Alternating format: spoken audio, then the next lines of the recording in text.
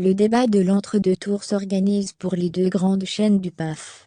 TF1 et France 2 vont en effet recevoir le 20 avril 2022 Emmanuel Macron et Marine Le Pen. Cette dernière a fait part de son veto quant à la présence d'Anne-Sophie Lapix, selon Jordan Bardella. 5 ans après le débat télévisé de l'entre-deux tours des présidentielles entre Marine Le Pen et Emmanuel Macron, les deux premières chaînes de télévision françaises se préparent à un nouveau duel cathodique.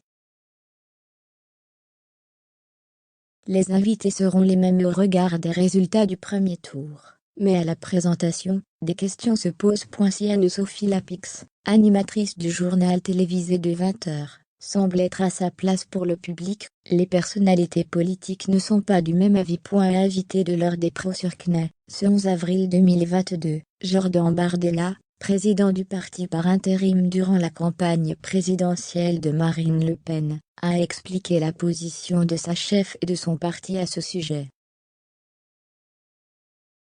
TF1 et France 2 sont en pleine organisation du débat des présidentielles du mercredi 20 avril, opposant Emmanuel Macron, 27,6%, et Marine Le Pen, 23,4%, après le premier tour. Qui, pour animer ce rendez-vous important médiatiquement et politiquement, il y a des propositions qui sont faites par les deux chaînes, qui organisent traditionnellement le débat, c'est-à-dire TF1, France 2. Et puis, d'un commun accord avec les équipes des candidats, c'est-à-dire Emmanuel Macron et Marine Le Pen, on négocie de l'organisation du débat, explique dans un premier temps Jordan Bardella. Puis, il explique le problème que leur pose la journaliste star de France 2, son parti pris. Anne-Sophie Lapix, que je respecte, en tant que journaliste, n'arrive pas à dissimuler son hostilité vis-à-vis de Marine Le Pen à chaque fois qu'elle la reçoit. Récemment, la fille de Jean-Marie Le Pen avait été bousculée par les questions de la journaliste dans Élysée 2022 à propos de prêts d'argent russe, les qualifiant d'infamants.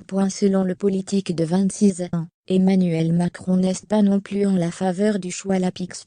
À propos de sa relation avec le président sortant détaillé dans Le Monde, la présentatrice avait réagi dans les pages de Télé 2 Semaines. Selon ses offres, il s'agit de l'entourage du président, mais lui, je n'en sais rien. Je l'ai interviewé 2 fois sans ressentir d'animosité.